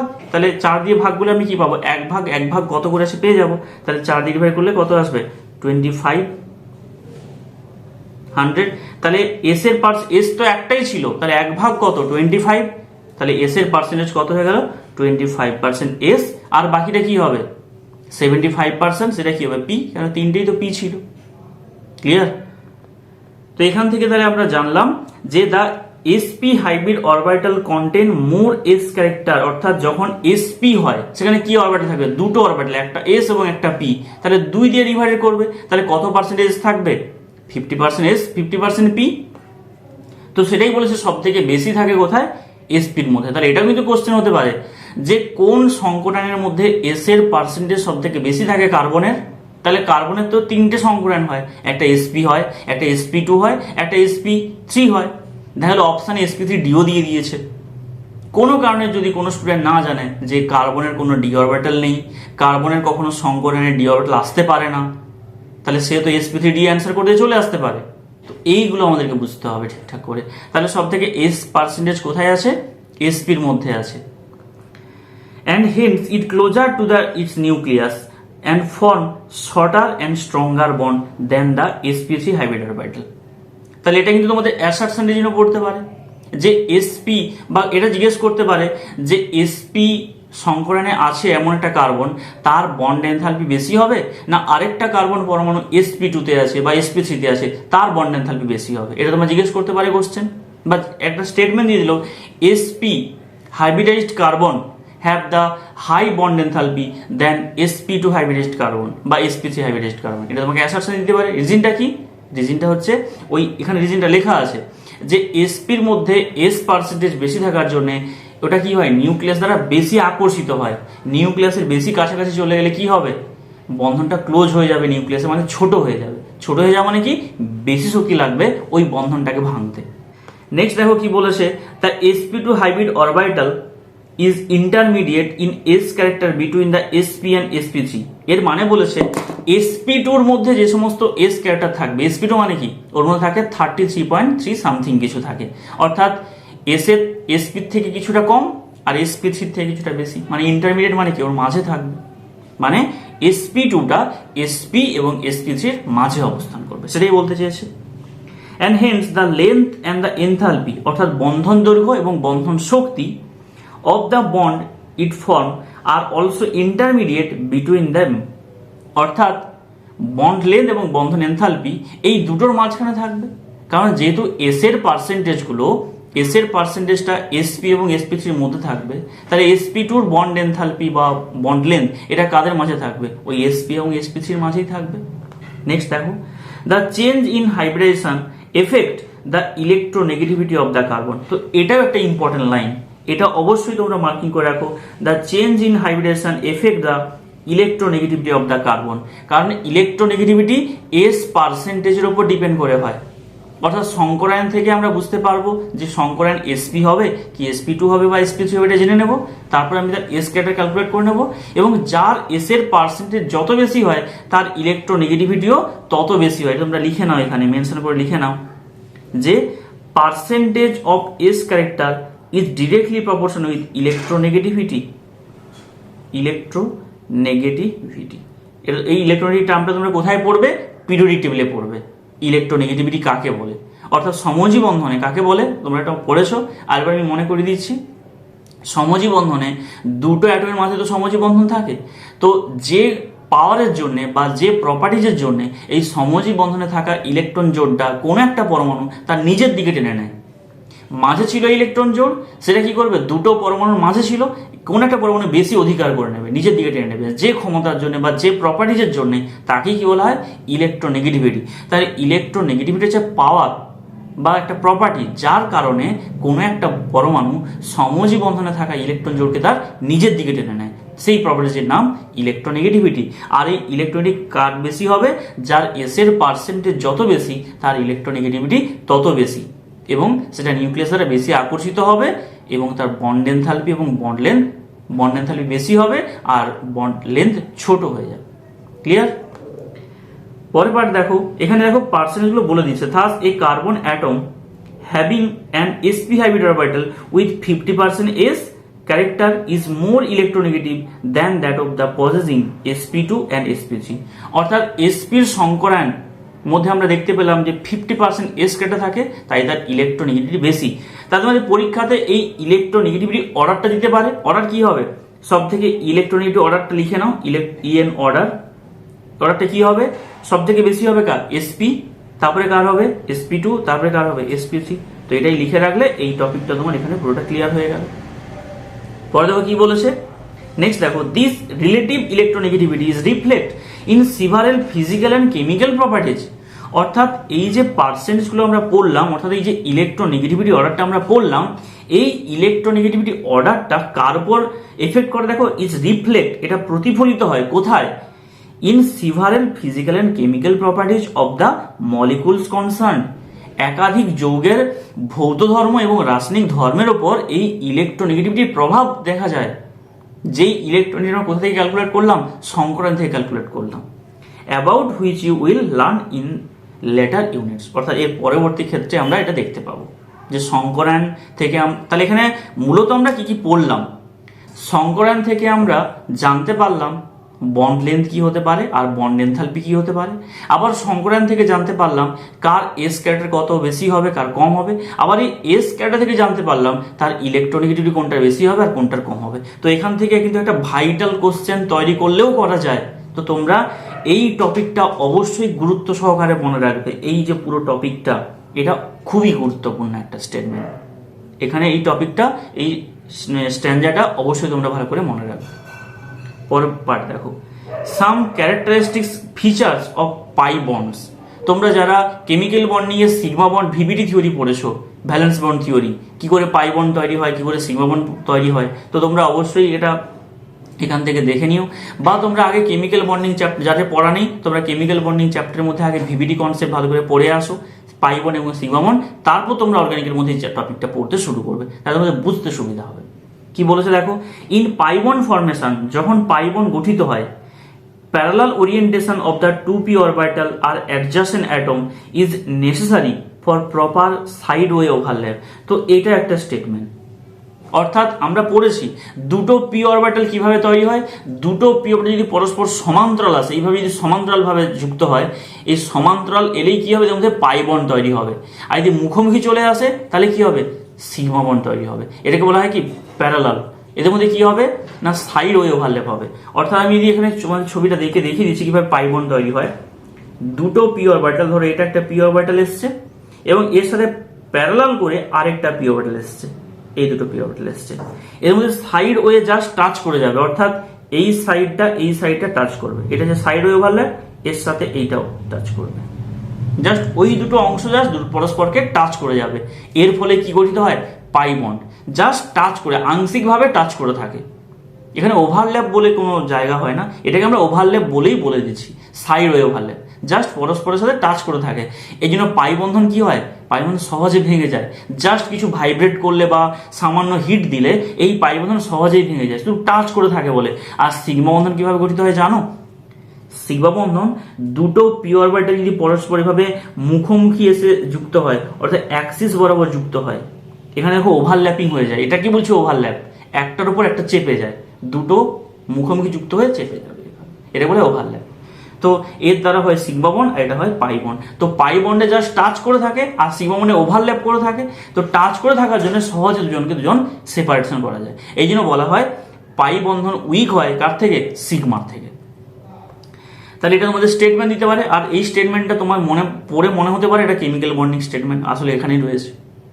নেক্সট দেখো পরে বলেছে থাস ইন CH2 অর্থাৎ ইথিলিন মলিকুল দেওয়া আছে, CH2 molecule, all the atom must be in the same plane.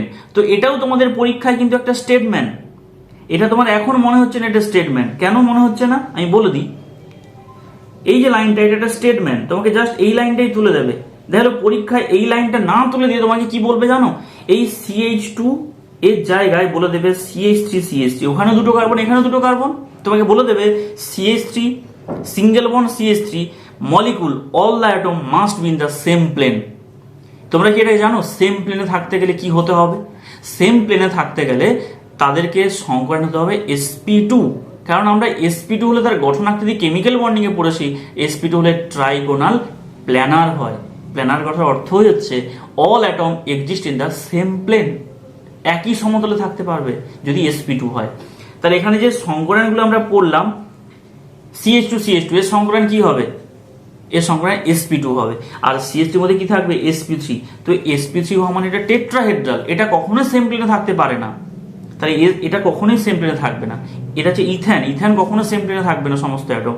ইথিনের মধ্যে প্রত্যেকটা কার্বন এবং প্রত্যেকটা হাইড্রোজেন একই প্লেনে থাকবে। আবার ওখান থেকে কোশ্চেন হতে পারে যে এই যে ইথিন যে মলিকুলটা আমরা পড়লাম এর মধ্যে কতগুলো অ্যাটম সেম প্লেনে থাকবে, এখানে কোশ্চেনটা কি বললো অল অ্যাটম। তাহলে তুমি গুনে নাও কতগুলো অ্যাটম, কতগুলো হবে, এদিকে 3টে ওদিকে 3টে, 6টা অ্যাটম। তাহলে পরীক্ষায় অপশন থাকবে কি, যে তোমাকে এভাবে মেনশন করা থাকতে পারে যে কোন কোন অ্যাটমগুলো ইথিলিন মলিকুলের মধ্যে সেম প্লেনে থাকবে, শুধু কি দুটো কার্বন থাকবে, না 4টে হাইড্রোজেন থাকবে, না একটা কার্বন একটা হাইড্রোজেন থাকবে, না all carbon and all hydrogen থাকবে। অ্যান্সারটা কি হবে তোমার, এখানে বলাই রয়েছে all atom exist in the same plane. তাহলে ইথিলিন মলিকুলের সমস্ত পরমাণু একই সমতলে থাকবে। ক্লিয়ার নিশ্চয়ই এটা? তো এটা অবশ্যই গুরুত্ব সহকারে পড়বে। তোমাকে এনসিআরটি লাইনগুলো এভাবেই ক্লিয়ারলি ভাবে পড়তে হবে, নিজেই পড়ো নিজেই কোশ্চেন বানাও, তাহলে এর থেকে বেস্ট ওয়ে আর কিছু হতে পারে না। নিট জয়েন্ট ক্র্যাক করার জন্যে বিশেষ কিছু এলিজিবিলিটি মানে বিশেষ কিছু ঘটনা তোমার করার দরকার নেই। আমরা বলি না নিট পরীক্ষা বা জেইই মেন পরীক্ষা ক্র্যাক করার জন্য কি প্রয়োজন, তোমার ভালো করে লাইন বাই লাইন পড়ে নিজেই নিজেকে স্যাটিসফাই করো যে প্রত্যেকটা লাইন, প্রত্যেকটা ওয়ার্ড, প্রত্যেকটা সেন্টেন্স খুব ভালো করে আমি বুঝবো এবং ওই লাইনটা থেকে কি ধরনের কোশ্চেন আসতে পারে আমার পরীক্ষায় আমি নিজেই বানাবো। দেখবে এইভাবে যদি প্রত্যেকটা চ্যাপ্টার পড়ার টেন্ডেন্সি রাখো, তোমার কোনো প্রবলেম, কোনো কোশ্চেন তোমার কাছে অজানা থাকবে না। সব টপিক তুমি পড়া হয়ে যাবে এবং পরীক্ষায় তুমি হুবহু কমন কোশ্চেন পেয়ে যাবে। তুমি যেই কোশ্চেনগুলো পড়ার সময় বানিয়েছিলে সেই কোশ্চেনগুলোই পরীক্ষায় চলে আসবে। তো এর থেকে ভালো বা এর থেকে খুশি আর কেউ হবে না। নেক্সট দেখো, the P orbitals are mutually parallel and both the p orbital are perpendicular to the plane of the molecule। এটা খুব গুরুত্বপূর্ণ কথা বলেছে। এখানে কি বলেছে, অর্থাৎ ইথিলিন মলিকুলটা যে প্লেনে থাকে সেই প্লেনের সাথে পি অরবিটাল গুলো 90 ডিগ্রি অ্যাঙ্গেল করে থাকে, পারপেন্ডিকুলার সমকোণে থাকে। তো যদি আমি এখানে মলিকুলার শেপটা তোমাকে এঁকে দিই, ধরো এটা যদি ইথিলিন মলিকুল হয়, এটা যদি ইথিলিন মলিকুলটা হয়, এটা যদি তার প্লেন হয়, তাহলে পি অরবিটালগুলো কিভাবে থাকবে জানো? পি অরবিটালগুলো এই প্লেনের সাথে 90 ডিগ্রি অ্যাঙ্গেল করে থাকবে, জাস্ট এইভাবে 90 ডিগ্রি অ্যাঙ্গেল করে। তোমাকে এটা বুঝে নিতে হবে এর সাথে কত ডিগ্রি অ্যাঙ্গেল করে থাকবে, 90 ডিগ্রি। এর অ্যাবাভ দ্য প্লেন এবং বিলো দ্য প্লেন পি অরবিটালগুলো থাকবে। এটা হচ্ছে তার মলিকুলার প্লেন। এইখানে অ্যাটমগুলো, সব অ্যাটমগুলো আছে, এই যে বললো না all atom exist in the same plane, এই প্লেনের সাথে পি অরবিটালগুলো কিভাবে রয়েছে, পি অরবিটাল পারপেন্ডিকুলার রয়েছে। এটা এই যে পারপেন্ডিকুলার, এটা তো এখানে পরীক্ষা দেখা গেল এই লাইনটাকে পারপেন্ডিকুলার জায়গায় প্যারালাল দিয়ে দেবে, তাই না?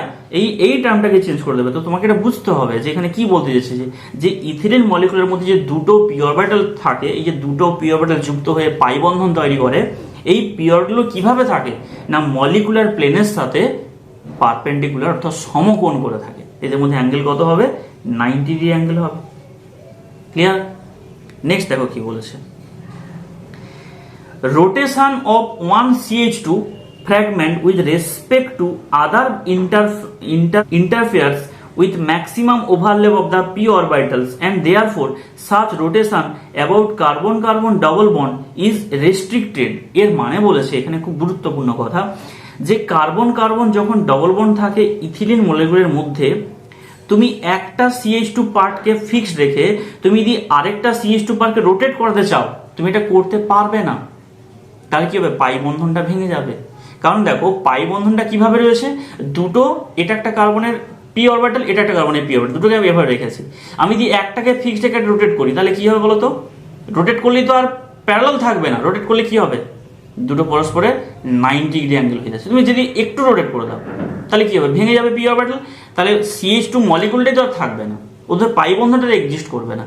তাহলে এখানে বলেছে এটাই, যে যাদের মধ্যে ডবল বন্ড থাকবে, শুধু ইথিলিন মলিকুল নয়, যাদের মধ্যে ডবল বন্ড থাকবে, ডবল বন্ড থাকা মানে একটা সিগমা একটা পাই বন্ধন, তুমি তাহলে কি করতে পারবে না, সেখানে রোটেশন করা যাবে না, রোটেশন ইজ রেস্ট্রিক্টেড। তাহলে এখানে এটাও তো একটা কোশ্চেন হতে পারে, যে ইথিলিন মলিকুলের মধ্যে কি যে বন্ধনটা আছে সেটা কি রোটেট করানো পসিবল? না, কখনো পসিবল নয়, কারণ রোটেট করতে গেলেই পাই বন্ধনটা ভেঙে যাবে, মলিকুলটা এক্সিস্ট করবে না। পরের লাইন দেখো, the electron charge cloud of the pi bond is located above and below the plane of the bonding atom। অর্থাৎ একটু আগে বললাম যে এখানে যে মলিকুলার প্লেনটা তোমরা দেখতে পাচ্ছ, এই মলিকুলার প্লেনটার অ্যাবাভ অ্যান্ড বিলোতে ওই পাই ইলেকট্রন ক্লাউডগুলো সবসময় বসে থাকে। কারণ পি অরবিটালগুলো তো ওর সাথে 90 ডিগ্রি অ্যাঙ্গেল করেই থাকে, পারপেন্ডিকুলার করেই থাকে। তাহলে ওইটার ওপরে ওই যে প্লেনটা রয়েছে, ধরো এটা যদি আমার মলিকুলার প্লেন হয়, এর ওপরে আর এর নিচে পুরো পাই ইলেকট্রনগুলো সবসময় অ্যাভেলেবল থাকে বন্ধন করার জন্য, সেটার কথাই বলেছে। This result in the electrons being easily available to the attacking reagent. অর্থাৎ এই পাই বন্ডগুলো এতটাই সক্রিয়, কেন, এটা তো পাই বন্ধন তো সহজেই ভেঙে যেতে পারে। এরা কি করতে থাকে, এই প্লেনটার ওপরে সবসময় ঘুরে বেড়াচ্ছে আর নিচে সবসময় ঘুরে বেড়াচ্ছে। তো এই পাই ইলেকট্রনগুলো এতটাই ফ্রিলি, কেন এটা তো বন্ধনে যুক্ত নেই, এটা সহজে যে কোনো সহজেই ভেঙে যায়, তাই এটা সহজেই সক্রিয়, সহজেই অ্যাক্টিভ, অন্য যে কারোর সাথে বিক্রিয়া করার জন্য খুব সহজেই সক্রিয় হয়ে পড়ে। In general, pi bonds provides the most reactive center in the molecule on the containing multiple bonds। এটা ক্লাইন, এটা স্টেটমেন্ট। তো কি বলেছে, যে সমস্ত যৌগের মধ্যে পাই বন্ধন থাকে সেই মলিকুলগুলো সহজেই অন্য যৌগের সাথে যুক্ত হতে পারে এবং অ্যাক্টিভ হয়ে পড়ে। তো এখান থেকে প্রত্যেকটা লাইন মানে তোমাদের কোন স্ট্যান্ডা, একেবারে এই স্ট্যান্ডা থেকে যে হাইব্রিডেশন ইনফ্লুয়েন্স, এইখান থেকে শুরু করে এই টপিক অবধি শেষ অব এই স্ট্যান্ডা অবধি খুবই গুরুত্বপূর্ণ কথা এখানে বলা আছে। প্রত্যেকটা কথা তোমাকে ভালো করে বুঝতে হবে। আর এইখানকার কথাগুলো বুঝতে গেলে অবশ্যই তোমাকে ওই কেমিক্যাল বন্ডিং চ্যাপ্টারটা পড়ে আসতে হবে। আমি একেবারে চ্যাপ্টারের প্রথম থেকেই বলে আসছি, পড়ানোর আগে থেকেই, যে আগে ওই 3টে বেসিক চ্যাপ্টার ক্লিয়ার করো, না তুমি চ্যাপ্টারগুলো বুঝতে পারবে না। দেখো অর্গানিক কেমিস্ট্রি কিন্তু কঠিন নয়, অর্গানিকের মধ্যে যে কনসেপ্টগুলো রয়েছে সেই কনসেপ্টগুলো কোন চ্যাপ্টারের ওপর ভিত্তি করেছে সেটা আগে দেখো। তুমি যদি ওই চ্যাপ্টারটা না পড়া থাকে তাহলে ওই চ্যাপ্টার তো কঠিন মনে হবে, তাই তুমি আগে ওই চ্যাপ্টারটা ক্লিয়ার করো, তারপর এই চ্যাপ্টারটা পড়ো। ওকে, আচ্ছা এখানে কিছু কোশ্চেন দেওয়া আছে, তো এই কোশ্চেনগুলো তোমরা অবশ্যই করবে। এখানে প্রবলেম 1, প্রবলেম 2 এবং প্রবলেম 3 অবশ্যই করবে। আমি এর নেক্সট ভিডিওতে, আমি ভিডিওটা বেশি লেন্দি করছি না কারণ তোমাদের দেখতে নিজেদেরই অসুবিধা হবে। তো আমি এই কোশ্চেনগুলো পরের ক্লাসে আমি এগুলো ডিসকাশন করে দেবো, এবং পরের ক্লাসে আরও এই ডেনসিটির প্রত্যেক পরের যে টপিকটা আছে সেটা ডিসকাশন করব। তো অবশ্যই তোমরা এই ভিডিওটা যদি তোমাদের ভালো লেগে থাকে তাহলে তোমরা অবশ্যই ভিডিও লাইক দিয়ে দাও এবং তোমাদের অন্যান্য বন্ধুদের কাছে শেয়ার করে দাও। আর যদি আমার চ্যানেলে নতুন হয়ে থাকো অবশ্যই চ্যানেলটাকে সাবস্ক্রাইব করে দাও। ওকে, থ্যাংক ইউ, সবাই ভালো থাকো।